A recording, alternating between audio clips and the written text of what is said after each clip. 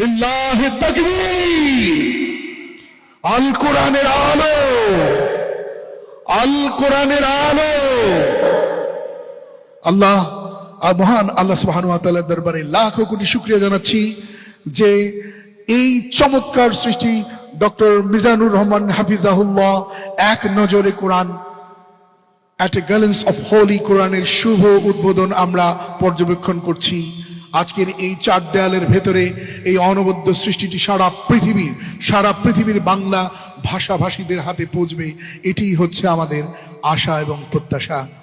আমরা অনেক অনেক মোবারকবাদ জানাচ্ছি এই আয়োজনকে রাঙিয়ে তুলবার জন্যে নিজেদের সময়কে স্যাক্রিফাইস করে যারা এসছেন।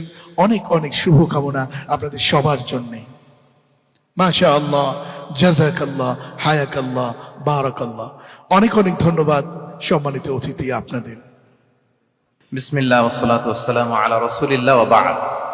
আমরা আল্লাহর দরবারে শুকরিয়া আদায় করছি যে আল্লাহ তাআলা আজকে আমাদেরকে এই এক নজরে কোরআন বইয়ের বুক লঞ্চিং সেরিমনিতে হোটেল শেরাটনের এই বলরুমে একত্রিত হওয়ার সুযোগ করে দিয়েছেন। আমরা পড়ছি আলহামদুলিল্লাহ। প্রতিশ্রুতিশীল প্রকাশনা সংস্থা সত্যায়ন প্রকাশনকে আমি অন্তরের অন্তঃস্থল থেকে মোবারকবাদ জানাতে চাই এরকম চমৎকার একটি প্রোগ্রামের আয়োজন করবার জন্য এবং দেশের প্রথিতযশা আলিমী দ্বীন, শিক্ষাবিদ সবাইকে একটা প্ল্যাটফর্মে একত্রিত করবার জন্য। আজকের প্রোগ্রামে আপনারা যারা উপস্থিত হয়েছেন আমি আপনাদের সবাইকে অন্তরের অন্তঃস্থল থেকে শুভেচ্ছা জানাতে চাই। আজকের প্রোগ্রামে উপস্থিত হয়েছেন এদেশের প্রথিতযশা আলিমী দ্বীন, শিক্ষাবিদ, সাহিত্যিক, কবি, সামাজিক, ধর্মীয় এবং রাজনৈতিক নেতৃবৃন্দ সহ পুরো সত্যায়নের টিম। আমি আপনাদের প্রত্যেককে আবারও আন্তরিক মোবারকবাদ এবং অভিনন্দন জানিয়ে শুরু করছি। প্রিয় সুধী, আল্লাহর দরবারে শুকরিয়া যে এরকম একটি বড় কাজ আমরা শেষ করতে পেরেছি। আল্লাহ তাআলা আল কোরআন আল কারীমকে তিনি গোটা বিশ্ববাসীর জন্য রিমাইন্ডার বা হেদায়েত করে প্রেরণ করেছেন। মুসলিম অমুসলিম নির্বিশেষে আমরা অনেক সময় এই ব্যাপারটিকে এভাবে প্রেজেন্ট করি না। আমাদের সবারই এভাবে প্রেজেন্ট করা দরকার যে এটা হচ্ছে কোরআনটা এমন একটা গ্রন্থ যেটা সবার জন্য, for the entire universe, for the entire human being. এবং এই কথাটা আল্লাহ খুব স্পষ্টভাবে বলেছেন যে এই কোরআন হচ্ছে যিকরা লিল আলামিন। এটা হচ্ছে reminder for the entire universe. সবার জন্য এখানে রিমাইন্ডার আছে, উপদেশ আছে, মুসলিম অমুসলিম নির্বিশেষে। এবং পাশাপাশি এই কিতাবটি সর্বশেষ আসমানি কিতাব আল কোরআন আল কারীম, এটি পৃথিবীর সবচাইতে, আমি প্রায় বলি যে সবচাইতে ইন্টারেক্টিভ একটা কিতাব, লাইফ ওরিয়েন্টেড একটা কিতাব, জীবন ঘনিষ্ঠ। এর চেয়ে বড় জীবন ঘনিষ্ঠ কিতাব আর হয় না। আমরা যদি অন্যান্য আসমানি কিতাবের সাথে কোরআনকে একটু কম্পেয়ার করি, আমরা দেখব যে অন্যান্য সব আসমানি কিতাব একবারে নাজিল হয়েছে। আপনারা ব্যাপারটি হয়তো অনেকেই জানেন যে তাওরাত, ইনজিল, জাবুর থেকে শুরু করে সুহুফ ইব্রাহিম ও মূসা, এ সবগুলো একবারে কাঠের ফলকে করে একবারে নবীর হাতে দেয়া হয়েছে, যে এখানে কিছু আদেশ আছে, নিষেধ আছে, ডুজ এন্ড ডোন্টস, কিছু নির্দেশিকা একবারে দিয়ে দেওয়া হয়েছে। কিন্তু কোরআন হচ্ছে একেবারে ব্যতিক্রম, একবারে আসেনি। 23 বছরের একটা লং পিরিয়ড অফ টাইমে এসেছে। রাসূল সাল্লাল্লাহু আলাইহি ওয়াসাল্লাম ওনার জীবনে, সমাজে, পরিবারে, রাষ্ট্রীয় পরিমণ্ডলে যখনই কোনো সংকটের মুখোমুখি হয়েছেন তখনই সমাধান হয়ে হাজির হয়েছে কোরআন। তিনি পরিবারে সংকটের মুখোমুখি হয়েছেন, কোরআন এসেছে। ফ্যামিলি অ্যাফেয়ার্স নিয়ে চাপে আছেন, কোরআনে এসেছে। মদিনার বাজারে কিছু নিয়ে ডিল করছেন, সমস্যা, কোরআন নাজিল হয়েছে। যুদ্ধের ময়দানে কোরআন নাজিল হয়েছে। তিনি পাহাড়ে চড়েছেন, পাহাড়ের উপরে কোরআন নাজিল হয়েছে। মক্কায় নাজিল হয়েছে, মদিনাতে নাজিল হয়েছে, মরুভূমির মাঝখানে নাজিল হয়েছে। মানে যেখানে সমস্যা সেখানে কোরআন, প্রবলেম সলভিং মেথডোলজি নিয়ে। এজন্য 23 বছরের লম্বা সময়টা লেগেছে। এজন্য এটা খুবই লাইফ ওরিয়েন্টেড, জীবন ঘনিষ্ঠ, ইন্টারেক্টিভ একটা কিতাব। মানুষের সাথে খুবই ইন্টারেক্ট করে কোরআন। যেখানে আমাদের সমস্যা ওখানে কোরআন এসেছে। এবং এটাকে আল্লাহ তাআলা ক্রাইটেরিয়ান বলেছেন এই কোরআনকে, আল ফুরকান, অর্থাৎ the criterion two differentiate between right and রং। সত্য মিথ্যার মধ্যে পার্থক্য করে দেয়। ইউফারিকু বাইনাল হাক্কি ওয়াল বাতিল। আমরা কোরআনের লেন্স দিয়ে যদি দুনিয়া পরখ করি তাহলে কোনটা সত্য কোনটা মিথ্যা খুব সহজে বুঝতে পারবো, দিবালোকের মতো স্পষ্ট হয়ে যাবে। সো এই জন্য কোরআন স্টাডি করা, কোরআন পড়া, কোরআনের সাথে আমাদের সম্পর্ককে মজবুত করা, এই দিকে যেন আমরা একটু যত্নবান হই। এই ছোট্ট একটি রিমাইন্ডার দিয়ে আমি আমার মূল কথা শুরু করছি। প্রিয় সুধী, এক নজরে কোরআন নামে যেই নতুন গ্রন্থটি প্রকাশিত হলো আপনাদের সামনে, সবার সামনে শোভা পাচ্ছে, আমরা কি করেছি এই বইতে একটু করে আপনাদের সাথে শেয়ার করতে চাই। এখানে বেসিকলি আমি কোরআনের 114 সূরার কোরআনের 114টি সূরার সার নির্যাসকে নিয়ে এসেছি। The cream of the creams এখানে পাওয়া যাবে, সিনোপসিস অফ দ্য এন্টায়ার কোরআন। পুরো কোরআনকে যদি সামারি করা হয় বা কোরআনের কি ফ্যাক্টগুলোকে যদি নোট ডাউন করা হয়, ওইটাকে যদি সুন্দর করে ডিজাইন করে সাজানো হয়, তাহলে যেটা হবে সেটাই হচ্ছে এক নজরে কোরআন। এই কাজটা আমরা করার চেষ্টা করেছি এবং এই বইতে কোরআনের তথ্যগুলো, মেসেজগুলো আমরা খুব সহজ ঝরঝরে বাংলা ভাষায়, যেটা পড়তে কষ্ট হবে না বা বোরিং ফিল হবে না, একাধিকবার সম্পাদনা করে করে এটাকে পলিশড করে একটা ঝরঝরে বাংলায় আমরা উপস্থাপনের চেষ্টা করেছি। এবং সবচেয়ে মজার ব্যাপার হচ্ছে কোরআন নিয়ে এই ধরনের কাজ খুব কম। কোরআনের যে কোর মেসেজগুলো, এগুলোকে ইনফোগ্রাফি দিয়ে ফুটিয়ে তোলা হয়েছে। ইনফোগ্রাফিতে আমাদের একটা আকর্ষণ থাকে, দেখলে সহজ লাগে, বুঝতে খুব সহজ লাগে এবং পাঠকদের সুবিধার্থে ছক বিন্যাস করে কোরআনের মেসেজগুলো এখানে আমরা উপস্থাপনের চেষ্টা করেছি। তো আমি আশা করি যে এই বইটি আপনাদের সকলের, যারা মাদ্রাসা ব্যাকগ্রাউন্ডের কিংবা জেনারেল ব্যাকগ্রাউন্ডের, সকলের উপকার হবে। আর কারো উপকার হোক বা না হোক, আমার খুব উপকার হবে। আমার আজীবনের জন্য একটা নোট হয়ে গেল। আমি ভেবে দেখলাম যে আমি তো তাফসির করতে হয়, ফলে এখন থেকে আমি যে কোনো সূরার তাফসির করার আগে আমি একবার রিভিশন দিয়ে যাব এখান থেকে। মানে আমার জন্য একটা আজীবনের কাজ হয়ে গেছে। সত্যায়নকে আমি আবারও ধন্যবাদ জানাতে চাই যে আমার তাফসির প্রোগ্রামের যেই হোমওয়ার্ক বা ম্যাটেরিয়াল রেডি করা, এটা ওনারা সহজ করে দিলেন এই কাজের মধ্য দিয়ে। তো আমি বোধ করি এবং বিশ্বাস করি আমার যেহেতু উপকার হবে, আমাদের বক্তা ভাই যারা দাঈ ইলাল্লাহ, খতিব, ইমাম, আলিয়া মাদ্রাসা কিংবা কামি মাদ্রাসার শিক্ষক, ছাত্রবৃন্দ, সবার এই বইটা বেশ উপকারে আসবে বলে আমি বিশ্বাস করি এবং আল্লাহর কাছে কামনা করি।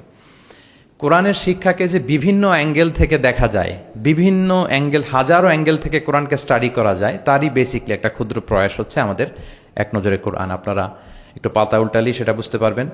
আমি 2-1 মিনিটে একটু বলি যে বইটা আমরা কিভাবে সাজিয়েছি। আমরা প্রত্যেকটা সূরাকে 16টা অ্যাঙ্গেল থেকে অ্যানালাইসিস করার চেষ্টা করেছি। শুরুতে আমরা সূরার সংক্ষিপ্ত পরিচিতি নিয়ে এসেছি। এটা অনেক জায়গায় দেখা যায়, আপনারা দেখবেন বিভিন্ন তাফসিরে, বিভিন্ন গ্রন্থে এটা পাওয়া যায়। আমরা এটা নিয়ে এসেছি সূরার সংক্ষিপ্ত পরিচিতি। এখানে সূরা কোথায় নাজিল হয়েছে, কখন নাজিল হয়েছে, সূরার আয়াত সংখ্যা কত, এই সূরার নাম, নামের অর্থ কী, এই নামের নেপথ্যের গল্পটা কি, পেছনের রহস্যটা কি, এ সূরার আবার যদি অন্যান্য অনেকগুলো নাম থাকে সেগুলো এক্সপ্লেইন করা, এটা আমরা নিয়ে এসেছি। আমরা প্রত্যেকটা সূরার শানে নুজুল উল্লেখ করেছি সহিহ হাদিস থেকে, তাফসির গ্রন্থগুলো থেকে রেফারেন্স দিয়ে। এবং প্রতিটা সূরার যে ভার্চু আছে, ফজিলাত, সেটা আমরা উল্লেখ করেছি সুন্নাহর ভিত্তিতে। পাশাপাশি মজার ব্যাপার হচ্ছে প্রত্যেকটা সূরার শুরু এবং শেষের একটা সম্পর্ক আছে, যেটা আমরা অনেকে ধরতে পারি না।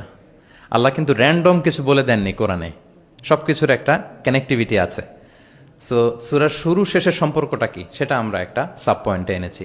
পাশাপাশি এই সূরার সাথে এই সূরার আগের সংযোগটা কোথায়, এবং এই সূরার সাথে ডিরেক্টলি এই সূরার পরে যে সূরাটা আসতেছে সেটার সংযোগটা কোথায়, সেটা আমরা এখানে নিয়ে এসেছি। পাশাপাশি সূরার মূল শিক্ষাগুলোকে আমরা কয়েকটা সেগমেন্টে ভাগ করেছি, বেসিকলি 3টা সেগমেন্টে।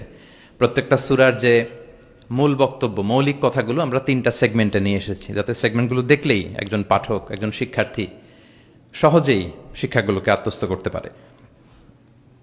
তারপরে গতিপথ নামে আমরা, এগুলো হচ্ছে আমাদের ইউনিকনেস, এরকম দেখা যায় না। প্রত্যেকটা সূরার মধ্যে গতিপথ নামে একটা টাইটেল আপনারা পাবেন। আপনারা জানেন যে কোরআনের কথাগুলো প্রায়ই আলোচনার মোড় চেঞ্জ হয়। আল্লাহ হিস্ট্রি দিয়ে শুরু করেন, হিস্ট্রি বলতে বলতে হঠাৎ আল্লাহ আবার জান্নাতের ভেতরে ঢুকে যান, জান্নাতের পরপরই আবার জাহান্নামের কথা বলেন, এরপরে আবার কিছু ডুজ অ্যান্ড ডোন্টস, কিছু ইনস্ট্রাকশন। তো সাধারণ মানুষের এই ডটগুলো কানেক্ট করতে একটু সমস্যা হয়। We connected the dots. গতিপথ দিয়ে আমরা বুঝিয়েছি যে কখন কোথায় আলোচনার মোড় নিয়েছে, একটার পর একটা কিভাবে আসলো, এই সিকোয়েন্সটা আমরা গতিপথে উল্লেখ করেছি। এরপর আমরা ওভারভিউ রেখেছি একটা পয়েন্টে। ওভারভিউ হচ্ছে সূরার আয়াত ভিত্তিক বা রেঞ্জ ভিত্তিক এই সূরাতে কি নিয়ে আলোচনা করা হয়েছে তার সার নির্যাস। সূরা যত বড় হোক 10টা কলামে আমরা নিয়ে এসেছি। যেমন সূরা বাকারা অনেক বড় সূরা, 286টা আয়াতের সূরা, কিন্তু 10টা কলামে যদি আপনি দেখেন এন্টায়ার সূরা বাকারাতে কি আছে সার নির্যাস আমরা এখানে উল্লেখ করেছি। এরপর মেজর থিম উল্লেখ করেছি। বিভিন্ন বিষয় নিয়ে প্রতিটি সূরাতে আলোচনা হলেও কিছু ফোকাসড পয়েন্ট থাকে একটা সূরার, সেগুলোকে আমরা মেজর থিমে এনেছি। এরপর আমরা সেন্ট্রাল থিম রেখেছি, একটা সূরার কেন্দ্রীয় আলোচ্য বিষয় কি। এই বইয়ের কাজ করতে যে সবচেয়ে বেশি কষ্ট হয়েছে আমার এই সেন্ট্রাল থিম বের করতে, কারণ একটা বড় সূরার সেন্ট্রাল থিম নিয়ে আসা অনেক জটিল। আমি যদি আমার এই জার্নিটার সামান্য একটু আমি কয়েক সেকেন্ডে শেয়ার করি, লেটসে সূরা বাকারার সেন্ট্রাল থিম আমি কিভাবে বের করেছি। 286টা আয়াত, এই 286 আয়াতের মধ্যে এক কথায় সূরা বাকারার কেন্দ্রীয় আলোচ্য বিষয় কি আমরা কিভাবে বুঝবো। আমরা সূরা বাকারার সেন্ট্রাল থিম লিখেছি চেঞ্জিং দ্য লিডারশিপ। বাকারার সেন্ট্রাল থিম হচ্ছে বেসিক্যালি নেতৃত্বের পরিবর্তন। তাগায়ুরুল কিয়াদা মিন বানি ইসরাইল ইলা বানি ইসমাইল। বনি ইসরায়েলীদের হাত থেকে ফ্ল্যাগ নিয়ে আল্লাহ বনি ইসমাইলীদের হাতে তুলে দিয়েছেন। এটা হচ্ছে সূরাতুল বাকারা। এবার আপনাদেরকে একটু ভিতরে নিয়ে যায়। আমরা যদি সূরা বাকারা খেয়াল করি দেখবেন যে শুরুতে ইয়া বানি ইসরাইল আযকুরু নি'মাতি আল্লাতি, শুধু বনি ইসরাইল তোমাদেরকে এই নিয়ামত দিয়েছি, এই দিয়েছি, সেই দিয়েছি, মানে ওদেরকে গ্লোরিফাই করা হয়েছে। ওরা অনেক বড় জাতি ছিল, অনেক বড় সভ্যতা ছিল, এটা বোঝা যাবে। মুসা আলাইহিস সালামের সাথে এই হয়েছে, সেই হয়েছে। এগুলো বলতে বলতে খানিক পরে আল্লাহ তাআলা কেবলা পরিবর্তনের ঘটনা আনলেন, তাহবিলুল কেবলা। কেবলা চেঞ্জ মানে হচ্ছে ক্ষমতার চেঞ্জ, কেবলা চেঞ্জ মানে গদি চেঞ্জ, কেবলা চেঞ্জ মানে সভ্যতার পরিবর্তন। এই কেবলা চেঞ্জের পরপরই দেখবেন এই উম্মার কথা শুরু, নামাজ, রোজা, জাকাত, অনেক নির্দেশিকা, ডুজ অ্যান্ড ডোন্টস। তার মানে ওই সভ্যতার পতন সেখানে হয়েছে, নতুন এক সভ্যতার উত্থান এখানে হয়েছে। Changing the leadership. আমরা জানি যে অ্যাব্রাহামিক ফেথ যে আমরা বলি, তিনটা ধর্ম, ইসলাম, জুডাইজম অ্যান্ড ক্রিশ্চিয়ানিটি, এই তিন ধর্মের গোড়া যে মিলেছে ইব্রাহিম আলাইহিসসালামের এখানে, তাই তো? ইব্রাহিম আলাইহিসসালামের দুই সন্তান, ইসমাইল আলাইহিসসালাম, ইসহাক আলাইহিসসালাম। এটাকে যদি আমরা ইসমাইল ধরি, এটাকে যদি ইসহাক ধরি, তাহলে দেখেন এই ইসহাক আলাইহিসসালামের চ্যানেলে দুনিয়া সব নবীরা এসেছে। সব নবী বলতে আমি বেশিরভাগ বুঝাচ্ছি, অলমোস্ট 99% নবী এই চ্যানেলে এসেছে। কিন্তু ইব্রাহিম আলাইহিসসালামের আরেক সন্তান ইসমাইলের চ্যানেলে কোনো নবী নেই, এটা নবী শূন্য একটা চ্যানেল। এবং সব নবীরা তাদের উম্মতের কাছে বলতো যে সর্বশেষ একজন নবী আসবে যিনি হবেন সবার সেরা, শ্রেষ্ঠ নবী। তো যেহেতু হাজার হাজার নবী ইসহাক, ইয়াকুব, ইউসুফ এই চ্যানেলে আসতেছে, তাদের একটা ধারণা ছিল ওই যে সর্বশেষ নবী, শ্রেষ্ঠ নবী, উনিও এই চ্যানেলেই আসবেন, সবার এটা বদ্ধমূল। আর এই চ্যানেলটাকে তারা বলতো নবী শূন্য চ্যানেল। ইসমাইল আলাইহিসসালামের চ্যানেলে হাজার বছর ধরে কোনো নবী আসে না, সব নবী আসে এই চ্যানেলে। কিন্তু আল্লাহ তাআলা তাদের ধারণাকে নস্যাৎ করে দিয়ে সর্বশেষ নবীকে আল্লাহ তাআলা এই চ্যানেলে না পাঠিয়ে মুহাম্মদ রাসূলুল্লাহ সাল্লাল্লাহু আলাইহি ওয়াসাল্লামকে তিনি ইসমাইল আলাইহিসসালামের চ্যানেলে পাঠালেন। ফলে লিডারশিপের চেঞ্জ হলো। এইভাবে আমরা সূরা বাকারার সেন্ট্রাল থিমকে আইডেন্টিফাই করেছি, চেঞ্জিং দ্য লিডারশিপ ফ্রম বানি ইসরাইল ইলা বানি ইসমাইল। রাসূল সাল্লাল্লাহু আলাইহি ওয়াসাল্লাম কিন্তু বনি ইসরাইল ছিলেন না, তিনি ছিলেন বানি ইসমাইল। এভাবে আমরা সেন্ট্রাল থিম বের করেছি। কজ অ্যান্ড ইফেক্ট নামে একটা, এগুলো আপনারা সোশ্যাল সায়েন্সের বিভিন্ন বইতে পাবেন।